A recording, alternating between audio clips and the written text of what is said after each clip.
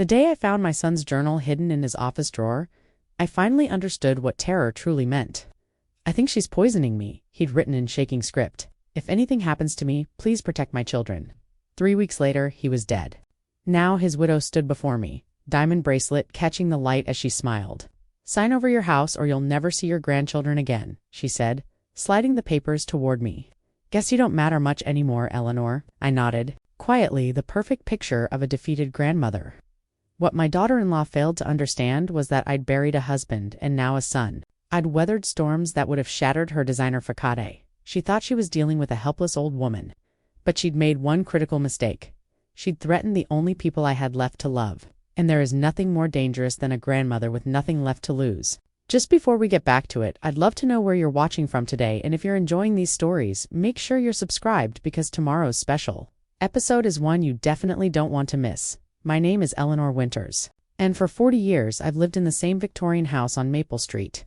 James and I bought it when it was just a dilapidated shell with peeling paint and creaky floorboards. We spent our weekends stripping wallpaper, refinishing hardwood floors, and arguing over paint colors. By the time we finished, we knew every inch of this house by heart. Now, at 68, I still run my fingers along the banister, James carved by hand. Remembering how proud he was when he installed it, the walls of my sitting room are covered with photographs James and me on our wedding day, our son Michael's first steps on the porch, his high school graduation. Michael was our only child, born after years of trying. He inherited his father's height and my stubbornness. Growing into a talented architect with his father's eye for design and structure, "Mom, I want you to meet someone special," Michael had said 7 years ago, bringing home a beautiful blonde woman with perfect makeup and a dazzling smile, Vanessa Thompson. There was something calculating in her eyes that made me uneasy, but I pushed those feelings aside. Michael was 35 and had never brought a woman home to meet me before. "It's lovely to meet you, Mrs. Winters," Vanessa had said, glancing around my living room, her eyes lingering on the antique grandfather clock in the corner. "What a charming house. Must be worth a fortune these days. Not what a beautiful home. Or what wonderful memories you must have here. Worth a fortune." I should have paid more attention to those first words. They married 6 months later. I wore blue and smiled through the ceremony, ignoring the way Vanessa's parents looked down their noses at our modest church reception. Michael seemed happy, and that's what mattered. 2 years later, the twins arrived, Sophie and Lily, with identical button noses and different personalities from day one. Sophie, serious and thoughtful. Lily, all laughter and mischief. Then came Mason, their little brother with his father's curious eyes and gentle spirit. Grandma Eleanor. They would squeal when I arrived to babysit 3 times a week. I taught the twins to bake my famous snickerdoodles. Mason would sit on my lap for hours while I read him stories. Those were the happiest days of my life, since James passed. "Mother, don't you think you're spoiling them?" Vanessa would say, lips tight as she returned home to find the children covered in flour or paint. "That's what grandmothers are for, dear," I'd reply, wiping Mason's sticky fingers. The first time I noticed something wrong with Michael was last Thanksgiving. He barely touched his food and excused himself twice to lie down. He'd lost weight, his clothes hanging loose on his once athletic frame. "It's just stress from this new project," he assured me. But I saw the look Vanessa gave him, not concern, but annoyance. By Christmas, Michael was seeing specialists. Exhaustion, headaches, digestive problems, test after test came back inconclusive. "I wish they'd figure it out," I said to Vanessa. One afternoon while Michael napped upstairs, "He's getting worse instead of better." "These things take time," she replied, scrolling through her phone, strangely unworried about her husband's deteriorating health. I tried to help however I could. One afternoon, while organizing Michael's home office, I found a file containing a new life insurance policy, $3 million, taken out just 4 months earlier, with Vanessa listed as the sole beneficiary. "Michael's getting his affairs in order, just in case," Vanessa explained when I casually mentioned it. "He's always been practical that way." But the Michael I knew wasn't fatalistic. He was the boy who'd broken his arm falling from a tree and asked from his hospital bed when he could climb it again. That same week, I overheard Vanessa on the phone in the garden. "Once everything is finalized, I'll have more than enough capital for the investment property," she was saying, her voice excited. "Just a matter of time now. Everything's going according to plan." I stood frozen, watering can in hand, as ice spread through my veins. What plan? What was she talking about? Michael's condition worsened dramatically. After collapsing at work, he was hospitalized for 3 days of tests. I noticed something strange. He seemed to improve slightly in the hospital, only to decline rapidly when he returned home. Have they checked for poisoning? I asked his doctor privately. Dr. Miller's smile was kind but dismissive. Mrs. Winters, I understand your concern, but there's no indication of toxicity. Sometimes when older parents see their children ill, they imagine the worst scenarios. Older parents, as if my age made my concerns irrelevant. The night before Michael died, I sat with him while Vanessa attended a real estate seminar. He looked so frail, his skin grayish, his breathing labored. Mom, he whispered, taking my hand. Something isn't right? I can't explain it, but this isn't just some disease. His eyes, sunken but clear, held mine. If anything happens to me, promise you'll look after the kids. Really look after them. Nothing's going to happen to you, I said, but my voice caught in my throat. Promise me, he insisted. I promise, I said, squeezing his hand. The call came at 3:17 a.m. Michael had been rushed to the emergency room after Vanessa found him unresponsive. By the time I arrived, my son was gone. Unexpected complications, they said. No autopsy necessary given his documented illness at the hospital. Vanessa was already on her phone making arrangements. When she saw me, she tucked it away and manufactured tears. But I'd seen mothers lose children before. Real grief paralyzes you, makes breathing impossible. Her eyes were dry and calculating even as she played the devastated widow. I looked at her manicured hands arranging my son's blanket for the photographer from the funeral home, and for the first time, I wondered if those same hands had arranged my son's death. The funeral was a blur of black clothes and murmured condolences. I stood beside Vanessa as people filed past, squeezing our hands and telling us how sorry they were. My grief was a physical thing, pressing on my chest until I could barely breathe. Vanessa dabbed at her eyes with a monogrammed handkerchief, accepting sympathy with graceful nods. Where are the children? I asked, realizing I hadn't seen my grandchildren all day. With my sister, Vanessa said. They're too fragile for this. I don't want them seeing their father this way or you. Frankly, you're too emotional right now. Too emotional at my only child's funeral. I wanted to scream. Instead, I nodded and continued greeting mourners, including Michael's colleagues from his architecture firm. Michael always spoke so highly of you. Mrs. Winters, said Thomas, his project partner. He said you were the strongest woman he knew. I clung to those words in the lonely weeks that followed. My calls to check on the grandchildren went straight to voicemail. My texts received terse replies. Kids are adjusting, need space. I baked the children's favorite cookies and drove them to the house. But Vanessa accepted the container at the door with a tight smile. Thanks, they'll enjoy these, she said, not inviting me in despite the twins calling my name from inside. When Tuesday came, my regular babysitting day arrived with books and art supplies, only to find an unfamiliar car in the driveway. A young woman answered the door, introducing herself as Melissa, the new nanny. Oh, she said, looking uncomfortable. Mrs. Parker didn't mention you'd be coming. She's made new childcare arrangements. I'm not an arrangement, I said, struggling to keep my voice steady. I'm their grandmother. I'm sorry, Melissa said, genuinely apologetic. I have specific instructions about the children's schedule. She closed the door gently but firmly. I sat in my car and cried for the first time since the funeral. What was happening? Why was Vanessa keeping me from the children? She'd always been cold toward me, but this was different. This was deliberate exclusion. 3 weeks after the funeral, I spotted Sophie and Lily at Rockwell Park with Melissa. My heart leaped at the sight of their matching purple jackets. Before I could think, I was hurrying across the playground. Grandma, they screamed, running toward me with outstretched arms. I knelt and gathered them close, breathing in their scent of strawberry shampoo and graham crackers. I've missed you so much, I said, my voice breaking.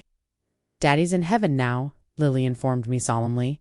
I know, sweetheart. We're not supposed to cry anymore, Sophie whispered. Mommy says it makes her sad when we cry. Alarm bells rang in my head. Children needed to process grief, not suppress it. Melissa appeared flustered. Girls, come on, we need to go. Can't we stay with Grandma? Lily pleaded. I have strict instructions about who you can spend time with, Melissa said, not meeting my eyes. From who? Vanessa? I asked, standing up. I'm their grandmother. I'm sorry, Mrs. Winters. I could lose my job. She took the girls' hands and led them away, Mason trailing behind, looking back at me with confusion in his eyes, the same eyes as Michael's. I waited 2 days, then confronted Vanessa at the twins' school spring concert. She was standing by the refreshment table, looking elegant in a navy dress, chatting with other mothers. Why are you keeping my grandchildren from me? I asked, keeping my voice low but firm. She smiled at the nearby parents, apologetically before pulling me aside. Eleanor, don't make a scene. Answer me, Vanessa. Her smile vanished. Since Michael's death, I've been reconsidering our family dynamics. The children need stability, not an elderly woman who bursts into tears every time she sees them. That's not true, I said, stunned. They need family who loved their father, who loves them. They have me, she replied. That's enough. As I drove home, shaking with rage and grief, I noticed my neighbor Harold Walker retrieving his mail. Harold had retired from the police force 5 years earlier, and always had a kind word for everyone on our street. Today, he took one look at my face and invited me in for coffee. Something's not right, I told him, sitting at his kitchen table. Vanessa's cutting me off from the children completely. I don't understand why. Harold's detective instincts kicked in. Has anything else changed since Michael passed? I thought about it. She's hired a full-time nanny, and I noticed a for sale sign in their yard yesterday. Harold frowned. Moving, apparently. And I overheard the twins' teachers saying they're being transferred to Brightwood Academy across town next semester. It's an expensive private school. Insurance money? Harold asked. I nodded. $3 million. And I think she's selling their house, which Michael designed himself. Harold's expression grew serious. Eleanor, I don't want to alarm you, but this pattern, it reminds me of cases I worked. Someone gets insurance money, cuts off family connections, moves quickly, ... It raises questions about Michael's death, I whispered, voicing the terrible suspicion that had haunted me. Harold nodded grimly. Let me make some calls. I still have friends at the department. 2 days later, Harold helped me access Michael's medical records through a former colleague. The symptoms documented over 6 months painted a disturbing picture, one consistent with gradual arsenic poisoning, but without an autopsy, there was no proof. My banker friend Patricia confirmed that Vanessa had received the insurance payout with remarkable speed. They normally investigate large claims more thoroughly, Patricia said, but she had all the paperwork in perfect order. And where's the money now? I asked. Patricia hesitated. Some of it was used as a down payment on a property in the harbor. Hills Development? The rest has been moved between several accounts. I was still processing this information when a certified letter arrived from Wilson and Brooks law offices. The message was brief but clear. Mrs. Winters, our client, Vanessa Parker, has instructed us to inform you that visitation with your grandchildren can be arranged. Following a meeting to discuss property matters, please contact our office to schedule this meeting at your earliest convenience. Property matters. What did my seeing my grandchildren have to do with property? The meeting was set for the following afternoon at their downtown offices. I dressed carefully in the blue suit I'd worn to Michael's funeral, my hands trembling as I fastened the pearl necklace he'd given me for my 65th birthday. The law office was all gleaming wood and leather chairs. Vanessa arrived 10 minutes late, immaculately dressed, with a young lawyer beside her. Thank you for coming, Eleanor, she said, as if she were doing me a favor. I want to see my grandchildren, I said, skipping the pleasantries. And you will. Vanessa smiled, opening a folder. We just need to finalize some arrangements first. She slid a document across the table. This is a quitclaim deed for your property at 1487 Maple Street. Once you sign it, transferring ownership to me, we can establish a regular visitation schedule for you and the children. I stared at her, unable to process what I was hearing. You're using my grandchildren as leverage to get my house? I'm creating an arrangement that benefits everyone, Vanessa said smoothly. The children need financial security, which that property will help provide. You need to see them. It's a fair exchange. This is blackmail, I whispered. Vanessa's smile turned cold. This is negotiation. You have 72 hours to decide. After that, the children and I are taking an extended vacation abroad. They barely remember you already, she added with a smirk. Children are adaptable that way. I left the office in a daze, clutching my purse so tightly my knuckles turned white. She wanted my house, the home James and I had built together. The place where Michael had grown up, my last tangible connection to my family's past, and she was using my grandchildren, Michael's children, to get it. What choice did I have? What wouldn't I give to protect those children? But a voice in my head, sounding very much like James, whispered, if she poisoned Michael for money, what might she do to his children once they're no longer useful? I spent that evening calling every family law attorney in the city. By Wednesday morning, I'd consulted with 3 different lawyers who all delivered the same grim message.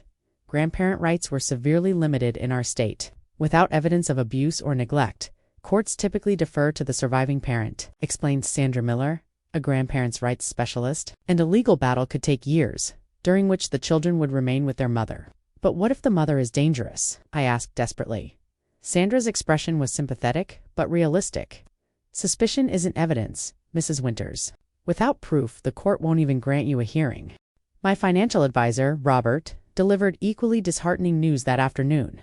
Your house is worth approximately $1.2 million in today's market, he confirmed, but your liquid assets are limited. A lengthy legal battle would likely bankrupt you, especially against someone with a recent $3 million influx. I sat in Robert's office, staring at the financial statements spread before me. So my options are to give Vanessa my house or fight a battle I can't afford against a woman who might have murdered my son. Robert couldn't meet my eyes.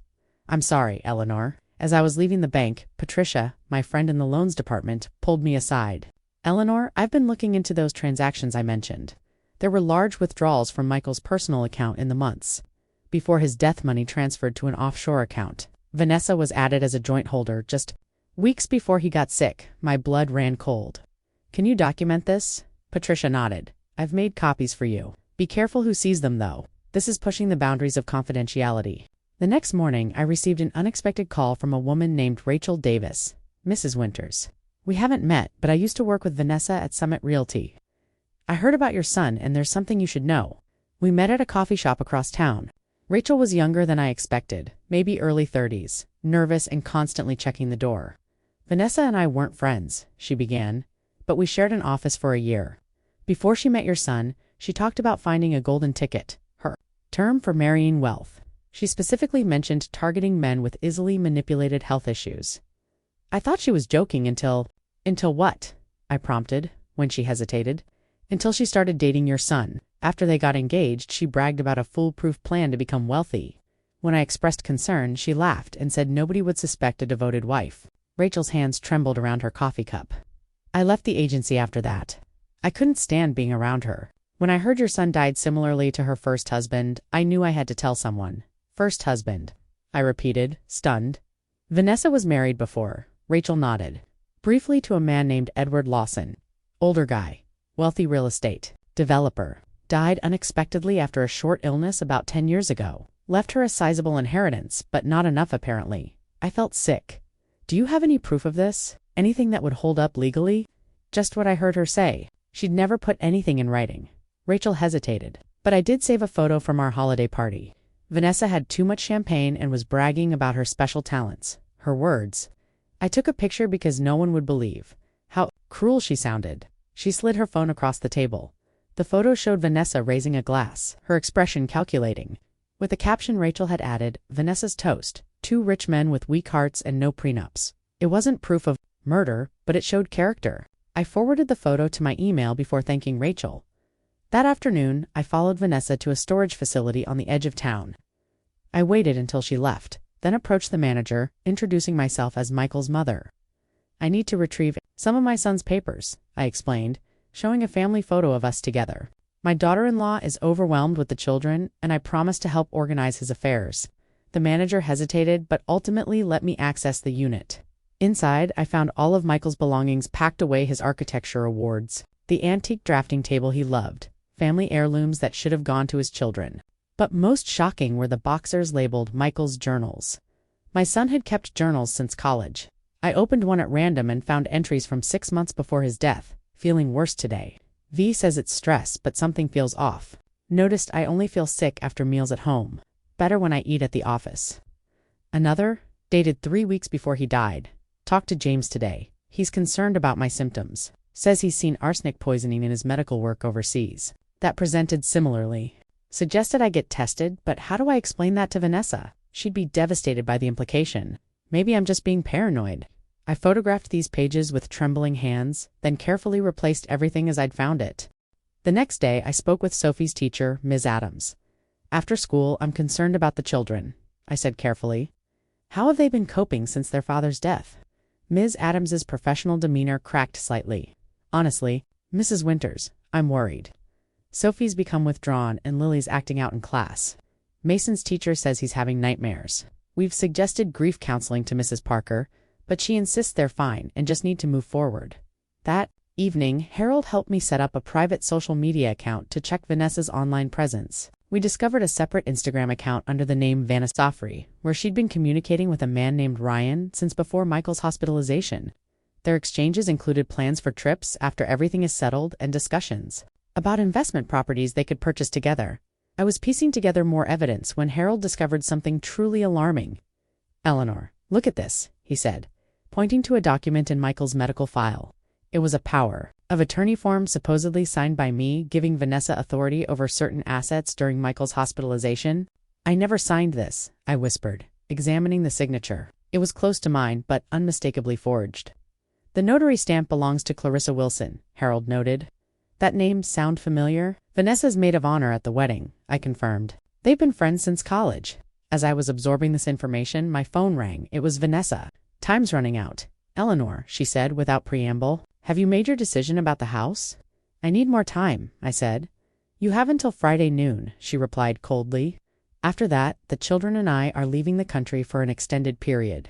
Sign the house over or you'll never see them again. And don't think about legal action. I have friends in the family court system who will ensure any case you bring drags on until the children are adults." The line went dead, and with it my last hope of reasoning with her. I had less than 48 hours to save my grandchildren from the woman who had almost certainly murdered their father that night. I collapsed in my kitchen, surrounded by framed photos of Sophie, Lily, and Mason.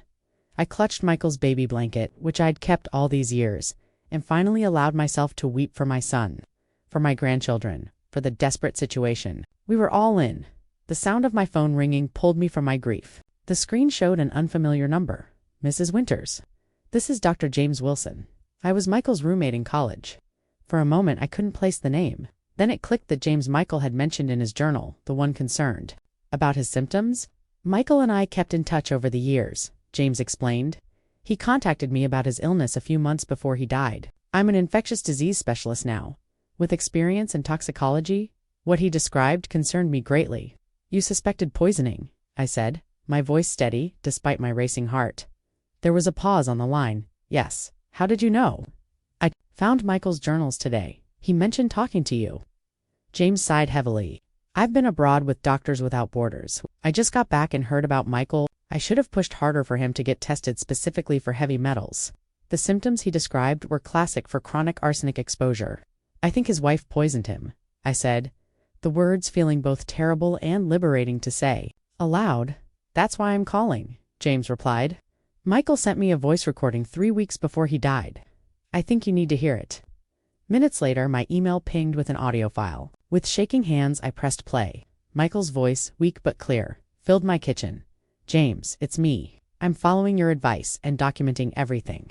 I've been feeling strange after meals, especially the herbal tea Vanessa makes. I've started dumping it out when she's not looking, and I feel better on those days. I've found some unusual powders in her bathroom cabinet. If anything happens to me, please look after my mom and my kids. I've written letters to the children. They can read when they're older, hidden in my copy of The Great Gatsby in the office bookshelf. Don't tell Vanessa about this recording. I love her, but I'm scared, man. Something isn't right." I covered my mouth to stifle a sob. My son had known. He had suspected, and no one had protected him. "Mrs. Winters, I'm so sorry," James said when I called him back. "I should have contacted authorities." "You couldn't have known she'd go through with it," I said, though part of me wanted to blame him, blame anyone. "What can I do to help now?" he asked. "Do you know any toxicologists who could prove arsenic poisoning after death?" "Actually, yes. Let me make some calls." The next morning, James introduced me to Dr. Lena Patel via video call. She specialized in detecting poisons long after death and had testified in several similar cases. "If your son was poisoned with arsenic," Dr. Patel explained, "traces would remain in his hair, nails, and bones.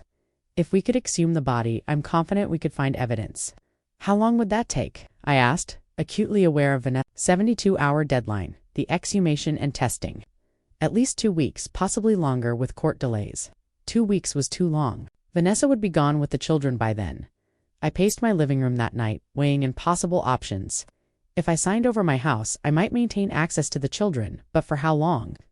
Once Vanessa had what she wanted, what would stop her from cutting me off again, or worse, harming the children if they became inconvenient? But fighting meant losing precious time with them while Vanessa maintained control. Around 3 a.m., a solution began to form. What if I appeared to give Vanessa what she wanted while secretly gathering evidence? I could negotiate terms that would give me access to the children and time to build a case. I called Vanessa at 9 a.m. sharp. "I've made my decision," I said, keeping my voice steady. "I'll sign over the house."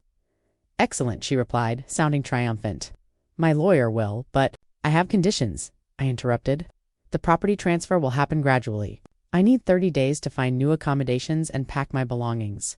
During that time, I'll remain in the house. That's not acceptable, Vanessa snapped.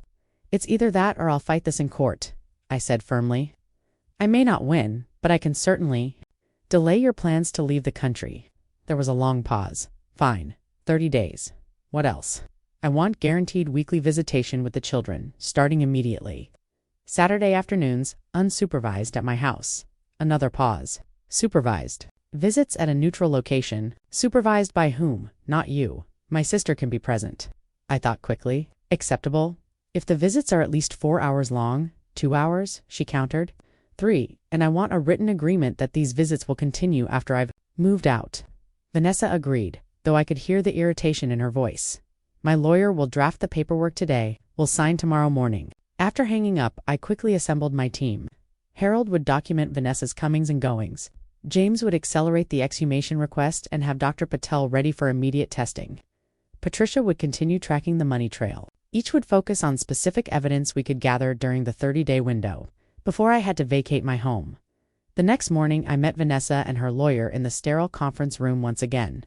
The provisional agreement was drafted. Exactly. As we'd discussed, I would transfer ownership of my house to Vanessa within 30 days, in exchange for guaranteed visitation rights with my grandchildren. As I signed my name, Vanessa didn't bother hiding her smirk. You made the right decision, Eleanor. The children will benefit from the proceeds of such a valuable property. I'm sure that's your primary concern, I replied, meeting her gaze directly for just a moment. I saw something flicker in her eyes, perhaps surprise that I wasn't breaking down, or suspicion about my relatively easy capitulation, but it passed quickly, replaced by the smooth, calculated expression I'd come to recognize as her true face. Your first visit with the children will be tomorrow afternoon, she said, gathering her papers. My sister Diane will bring them at 2:00. I nodded, already thinking about the hidden cameras Harold would help me install that evening. I'll bake cookies for them, the snickerdoodles they love. Vanessa was already turning away, her victory secured. She didn't see the determination in my eyes or know that I was remembering James's promise to get emergency toxicology kits to me before the children's visit. If Vanessa was putting arsenic in Michael's tea, what might she be giving my grandchildren? As I walked out of the lawyer's office, I felt a strange calm settle over me. For weeks I'd been reacting to Vanessa's moves, always one step behind. Now, finally, I had a plan. I would appear to surrender while gathering the evidence needed to protect my grandchildren from their mother. Vanessa thought she'd won, but she didn't know what a grandmother is capable of when her family is threatened. The game had changed. I had 30 days to save my grandchildren and bring my son's killer to justice. And unlike Vanessa, I wasn't acting alone anymore. The next afternoon, my doorbell rang precisely at 2:00. I smoothed down my cardigan and took a deep breath before opening the door. There, they stood Sophie and Lily in matching yellow dresses, Mason clutching a toy dinosaur, all three looking up at me with wide eyes. Behind them was a woman who resembled Vanessa but with softer features. Diane, I presumed Grandma. The children broke free and rushed into my arms. I knelt down and gathered them close, breathing in their familiar scent, fighting back tears. I've missed you so much, I whispered, kissing each of their foreheads. We thought you didn't want to see us anymore, Sophie said, her small voice breaking my heart. I've wanted to see you every single day, I assured her. Nothing could keep me away from you for long. Diane hung back awkwardly in the doorway. Vanessa says I need to stay for the visit, she explained, looking uncomfortable with her role as supervisor. Of course, I said pleasantly. I've made coffee and cookies. Please, come in. Over the next 3 hours, the children gradually relaxed. We baked another batch of cookies together, painted watercolors in the sunroom, and looked through old photo albums. I was hyper-aware of the hidden cameras Harold had helped me install, strategically placed to capture anything significant, while respecting privacy. Daddy looks so happy here, Lily said, pointing to a photo of Michael at about 10 years old, grinning with a missing front tooth. He was happy, I said, especially when he was building things, just like the beautiful house he designed for you. We're not staying there anymore, Sophie informed me, matter-of-factly. Mommy says we're moving somewhere better. Is that so? I kept my voice casual. Will you be staying nearby? Mommy says it's a surprise, Mason piped up. We're going on an airplane. Diane cleared her throat. Kids, remember what your mom said about the surprise trip? It's a secret for now. I caught Sophie's eyes and saw something there worry, perhaps. She'd always been the perceptive one. "Sophie, are you feeling okay?" I asked softly. "You look a little tired." She glanced at her aunt before whispering, "My tummy hurts sometimes. Mommy gives us special tea like she made for Daddy when he was sick." My blood ran cold. "Does the tea help you feel better?" Sophie shook her head slightly. "It tastes yucky. But Mommy says medicine isn't supposed to taste good." While Diane was momentarily distracted by Mason spilling his juice, I quietly collected several strands of hair from each child, storing them separately in the small evidence envelopes Dr. Patel had provided. Later, when Sophie complained of her upset tummy, I suggested she rest on the couch, giving me a legitimate reason to check her forehead for fever and collect a few more hair samples. After the children left, I immediately delivered the samples to James, who arranged for rush testing with Dr. Patel's lab. 2 days later, he called with disturbing news. "The results show elevated arsenic levels in all 3 children," he reported grimly. "Not high enough to cause severe illness, but definitely abnormal and consistent with low-dose exposure over time." "She's poisoning them too," I whispered, horrified. "But why? They're not insured like Michael was." "Control, perhaps," James suggested. "Keeping them slightly ill makes them more dependent, easier to manage. Or it could be establishing a pattern of familial illness to deflect suspicion." Armed with this evidence, James and Dr. Patel filed a formal request for Michael's exhumation, citing the children's test results and my sworn statement about Vanessa's behavior. The court response was frustrating but not surprising. Our evidence was concerning but not substantial enough to warrant immediate action. They required more direct proof linking Vanessa to the arsenic. Meanwhile, Harold monitored Vanessa's movements, documenting her frequent meetings with a man who matched the description of Ryan from her private social media. Patricia traced financial transactions showing Vanessa had been moving large sums through multiple accounts, some ending up in offshore holdings. "She's preparing to disappear," Patricia warned. "These are classic pre-flight financial maneuvers." During my second supervised visit with the children, I set my plan in motion. I'd carefully modified my house with hidden compartments for cameras and microphones that would activate when specific rooms were used. I made sure to mention to Diane that I was considering what furniture to take to my new apartment. "Vanessa might want to see the house before I move everything out," I suggested casually, "to decide what fixtures and built-ins she'd like to keep." Sure enough, 2 days later, Vanessa called to arrange a walkthrough. "I'll bring the children," she said. "They should see where they'll be living part-time." This was the first I'd heard of such an arrangement, but I simply agreed, knowing this was my opportunity. The next day, Vanessa arrived, ushering the children ahead of her as she surveyed my home with the calculating eyes of someone already imagining changes. "The kitchen will need a complete update," she remarked, running a dismissive finger along my vintage counter. "Would you like some tea?" I offered. "I've just made a pot," she accepted with a thin smile, and we sat at my kitchen table directly in view of the best hidden camera. The children played in the living room, occasionally running in to show us a treasure they'd found in the toy chest I kept for them. "So," I began carefully, "the children will be living here part-time." Vanessa sipped her tea. "That's the plan. I'll tell the family court, yes. In reality, once this property is converted to cash, the children and I will be relocating permanently. Costa Rica has lovely international schools. Costa Rica has no extradition treaty with the United States," I noted quietly. Her teacup paused. Halfway to her lips, "What an odd thing to say, is it? I thought it might be relevant to your situation." Her eyes narrowed. "What situation would that be, Eleanor?"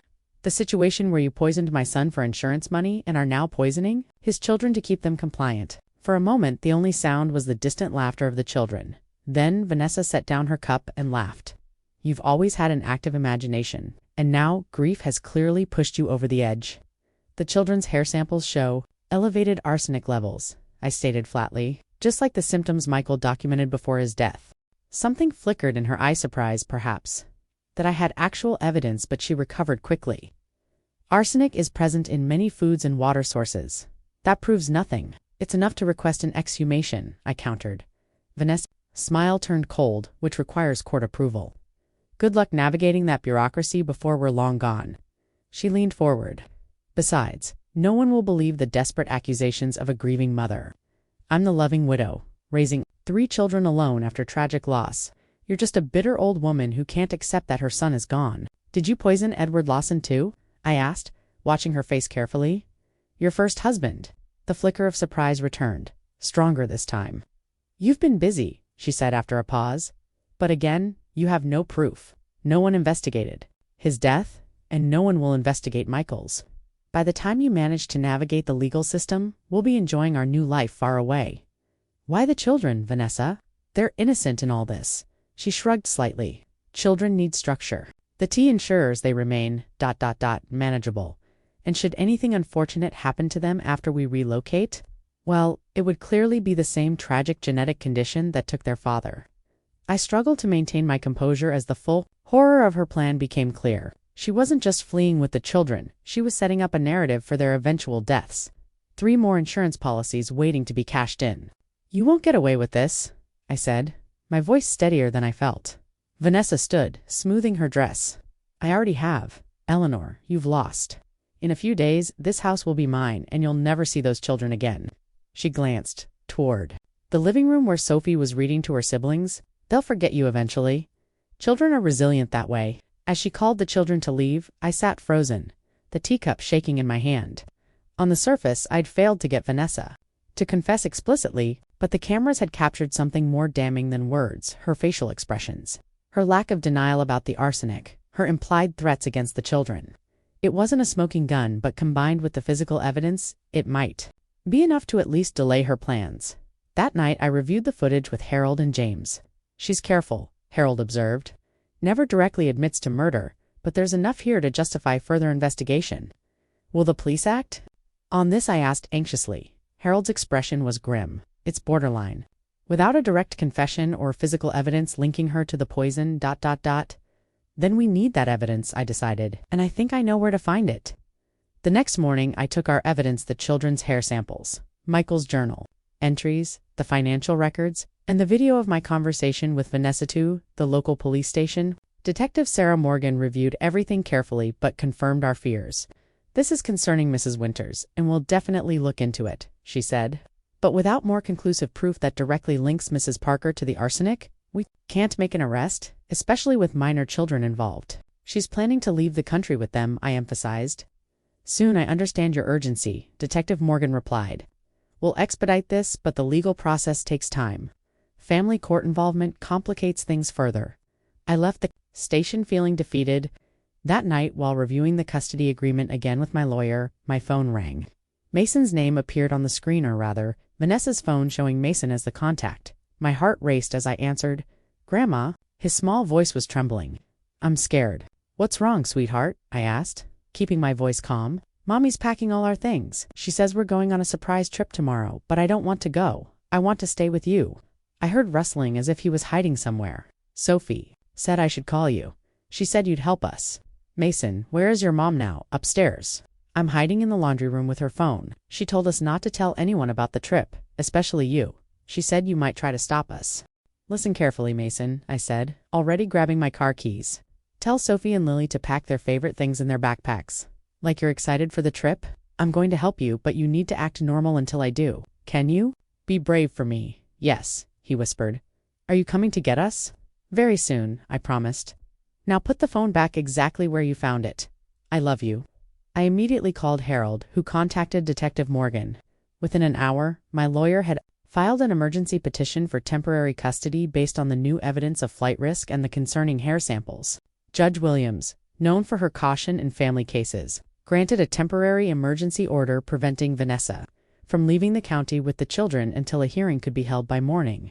The order had been delivered to Vanessa's home, the local airport, and the bus station. She was legally trapped, at least temporarily. What happened next stunned us all. At noon, I received a call from Detective Morgan. "Mrs. Winters, Vanessa Parker has been admitted to Presbyterian Hospital with severe abdominal pain, vomiting, and confusion. The symptoms appear consistent with acute arsenic poisoning." "What?" I gasped. "How is that possible? We're investigating. Her boyfriend, Ryan Matthews, is missing. Hospital security found this in her purse." She texted me a photo of a handwritten note. "Loyalty goes both ways. Enjoy your tea." It seemed impossible, yet perfectly fitting. The manipulator had been manipulated. Ryan had apparently been poisoning Vanessa, likely planning to take the insurance money and the proceeds from my house once Vanessa secured it. With Vanessa hospitalized, the family court granted me emergency temporary guardianship of the children. I brought them home that evening, setting them up in the bedrooms that had once belonged to Michael and his cousins when they visited. 2 days later, against everyone's advice, I went to see Vanessa in the hospital. She lay pale against the white sheets, an IV in her arm. A guard posted outside her door. Her eyes narrowed when she saw me. "Come to gloat?" she asked weakly. "No," I said, sitting beside her bed. "I came to understand." She turned away. "What's to understand? We both got played." "Why Michael?" I asked. "He loved you. He gave you everything." Vanessa was quiet for a long moment. It was never enough. "Do you know what it's like to grow up with nothing, to watch other people live in beautiful homes while you share a bedroom with 3 siblings in a trailer park?" She looked back at me, her eyes hollow. "Michael was kind, but his insurance policy was worth more than his lifetime earnings would ever be. And the children, your own children?" Something flickered across her face. Regret, perhaps. "They were insurance too, against you, against investigations. No one questions a grieving mother with 3 dependent children." She paused. "I never gave them enough to cause real harm, just enough to keep them quiet, manageable." "Until you were safely away to finish the job," I said, unable to keep the disgust from my voice. She didn't deny it. "Where are they now?" "Safe with me." "He'll come for them," she said suddenly. "Ryan, he knows about their policies too." My blood ran cold. "What policies?" "I took out insurance on each of them. 3 million each. Ryan helped arrange it. He's not just running with the money he already has. He'll want all of it." I stood up, my hands shaking. "Thank you for telling me." As I reached the door, she called after me, "Eleanor, I never hated Michael. That's the worst part. He was just ... a means to an end." I didn't look back. "That doesn't make you less of a monster, Vanessa. It makes you more of one." By the time I reached home, Detective Morgan had been notified about the children's insurance policies and Ryan's potential threat. They stationed a patrol car outside my house and issued an alert for Ryan's arrest that evening. The twins approached me as I was tucking them in. Sophie spoke first, her voice small but determined. "Mom used to make us drink tea every night. She said it would make us strong like Daddy." Lily nodded, but it made my tummy hurt, and Mason would cry. "You don't have to drink that tea ever again," I promised them. "Did Mom make Daddy sick?" Sophie asked, her eyes too knowing for a 6-year-old. I considered how to answer, then opted for simple truth. "Yes, sweetheart, but she's sick now too, and she can't hurt any of you anymore." The children slept in my room that night, all 3 cuddled close. As I watched their peaceful faces, I vowed they would never know fear or pain at the hands of someone who should love them again. The next day brought another shocking development. The hospital reported that Vanessa had given a full confession to Detective Morgan, likely motivated by her realization that Ryan had betrayed her and fear that she might not survive. She admitted to poisoning Michael gradually over 6 months.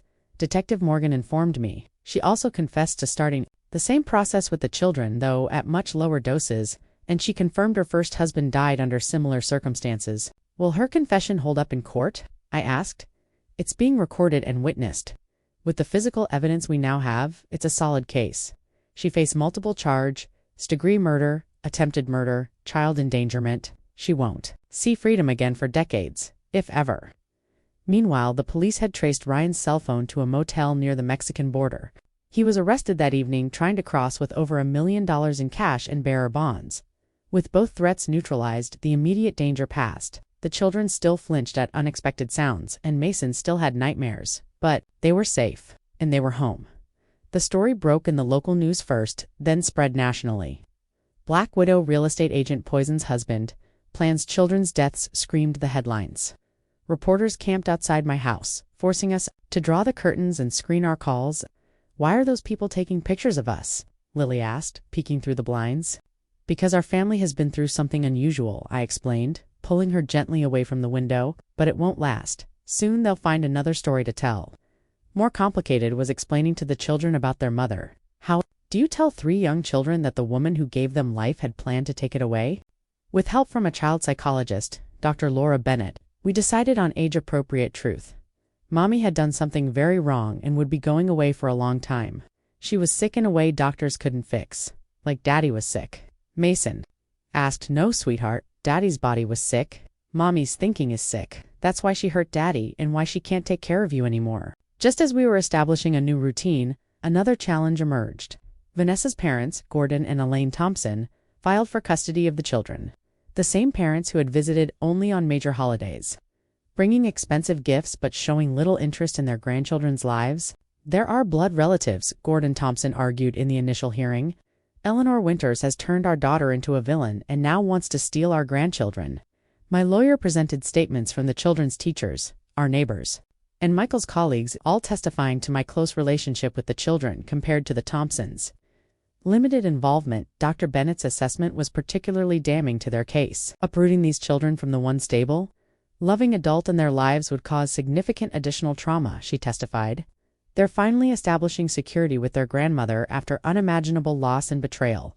Another major transition now would be devastating to their psychological development. The Thompsons didn't give up easily. They hired expensive lawyers who portrayed me as an unstable, vindictive woman with a personal vendetta against their daughter. They emphasized their financial resources, their ability to provide private schools, summer camps, travels against my more modest means. What they didn't count on was Sophie. When the judge interviewed the children privately, Sophie apparently looked him straight in the eye and said, "Grandma Eleanor makes us feel safe. She always has cookies ready when we're sad, and she never makes us drink yucky tea. I want to stay with her forever." The custody hearing dragged on for weeks, draining my savings. The insurance company had frozen the payout to Vanessa pending criminal proceedings, and the legal fees were mounting.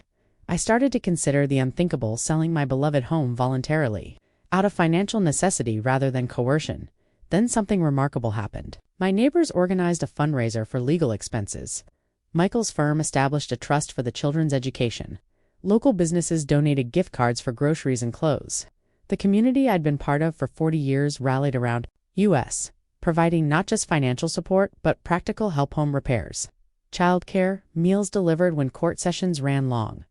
The final hearing arrived on a rainy Tuesday in October. The courtroom was packed with supporters on both sides. The Thompsons sat stiffly in expensive clothes, flanked by their legal team. I wore the blue dress Michael had given me for my last birthday, my hands steady despite my racing heart. During closing arguments, Elaine Thompson suddenly stood up. "This is ridiculous," she announced to the stunned courtroom. "Eleanor Winters fabricated this entire situation. Our daughter would never harm anyone. She's being framed by this woman who wants to steal our grandchildren." The outburst revealed the same manipulative, reality-denying nature that had shaped Vanessa. Judge Reynolds watched thoughtfully, then called a brief recess. When she returned, her decision was clear. After reviewing all testimony and considering the best interests of these children, this court awards permanent guardianship to Eleanor Winters, with visitation rights for the Thompson family to be determined at a later date, contingent upon psychological evaluation and the children's wishes. The Thompsons stormed out without speaking to me or the children. I gathered my grandchildren close, breathing in the scent of their hair. Overwhelmed with relief and the weight of responsibility, they were mine to protect now, officially and forever. As Vanessa's murder trial approached, we faced another hurdle. The prosecutors wanted Sophie and Lily to testify about the special tea and their mother's behavior after Michael died. I fought against it fiercely. "Haven't they been through enough?" I demanded of the district attorney. "There's physical evidence, financial records, Vanessa's own confession. Jury sympathy is important in cases like this," he explained. "The children's testimony would be powerful." "Find another way," I insisted. "They're finally sleeping through the night. I won't traumatize them again." In the end, it didn't matter. The day before jury selection was to begin, Vanessa accepted a plea deal: life imprisonment with possibility of parole after 30 years in exchange for a full confession and testimony against Ryan, who had been charged as an accessory to Michael's murder, and with the attempted murder of Vanessa, the agreement meant a lighter sentence than I believed she deserved for taking Michael's life and nearly destroying his children. But it spared the children from testifying and provided closure without a lengthy public trial. 1 year after Michael's death, we planted a memorial garden in the backyard. Each child selected plants they felt represented their father: bright sunflowers for his smile, strong oak saplings for his dependability, forget-me-nots for memory. "Daddy would like this," Mason said, patting soil around a small rose bush. "He liked making things grow." "Yes, he did," I agreed, watching butterflies dance above the flowers. "And he'd be so proud of how you've all grown this year." Despite everyone's warnings about the emotional toll it would take, I visited Vanessa in prison 3 months after her sentencing. I needed to look into the eyes of the woman who had taken my son and nearly taken his children. She seemed smaller somehow, her beauty faded without designer clothes and expensive makeup. "Why are you here?" she asked flatly. "Not for forgiveness," I said clearly, "for closure. And to tell you this, you took their father, but you don't get to shape who they become. They will grow up kind and strong and happy, everything you tried to prevent. They will know love without manipulation, generosity without expectation, family without fear. She looked away, saying nothing. Michael's insurance money will go to a trust for the children, I continued. They'll attend college, travel, build lives that honor their father's memory. Your legacy ends here, Vanessa. It dies in this prison while theirs flourishes in the light. I left without waiting for a response, feeling lighter than I had in months, after nearly a year of legal battles. The insurance company finally released Michael's policy payout to a trust for the children, ensuring their financial future. The house that Vanessa had so coveted remained ours, though I had come to see it differently, not just as my link to the past, but as the children's foundation for the future. Ryan Matthews was convicted on multiple charges and sentenced to 20 years. From prison, he sent me a letter expressing remorse, not for his crimes, but for involving the children. I never wanted kids hurt, he wrote. That was all Vanessa. She said they were her insurance policy against suspicion. Small comfort, but it completed the puzzle of their conspiracy. Healing happened slowly, in quiet moments and small victories. The first time Sophie laughed without covering her mouth, the way Vanessa had always criticized. The morning Mason didn't check under his bed for monsters. The day Lily proudly brought home an A on her science project, something Vanessa had told her she was too pretty to be good at. Family therapy became our Tuesday afternoon ritual. Dr. Bennett helped the children process their complicated feelings: grief for their father, confusion and anger toward their mother, fear that transformed gradually into security. Children are remarkably resilient, she told me after one session. Especially when they have consistent love and honesty, you're giving them both. The twins thrived academically once their health improved and the low-grade arsenic cleared from their systems. Mason's selective mutism, he had stopped speaking to anyone but his sisters, and me, improved gradually. By the following spring, his kindergarten teacher reported he was participating in class discussions and had made several friends. I established the Michael Parker Foundation to help families affected by similar crimes, providing legal support, counseling services, and advocating for stricter poisoning investigation protocols in hospitals. What began as a small memorial grew into an organization that helped dozens of families nationwide. Rather than selling our home, the children and I renovated it together. We preserved Michael's architectural touches, the built-in bookshelves. He'd designed the star-shaped skylight in the upstairs hallway while creating new spaces that represented our life moving forward. The twins chose bright yellow paint for their bedroom. Mason helped design a reading nook under the stairs. We converted Michael's old room into a study where the children did homework, and I managed foundation paperwork. Vanessa's parole hearing came 3 years into her sentence. Due to prison overcrowding and her outwardly model behavior, I testified against her release, bringing Michael's journal and photos of the children during their recovery from arsenic exposure. The parole board denied her application after prison psychiatrists determined she showed no genuine remorse, only regret. At being caught, I didn't tell the children about the hearing. When they asked about their mother, as they occasionally did, I simply said she was still in prison and justice meant their father wasn't forgotten. 3 years after that terrible time, we hosted a large family gathering in our restored home. Michael's cousins came with their children. James brought his wife and new baby. Harold and his wife baked 3 pies. The house overflowed with laughter and conversation, and life exactly what it was meant for. During dessert, Sophie clinked her glass for attention.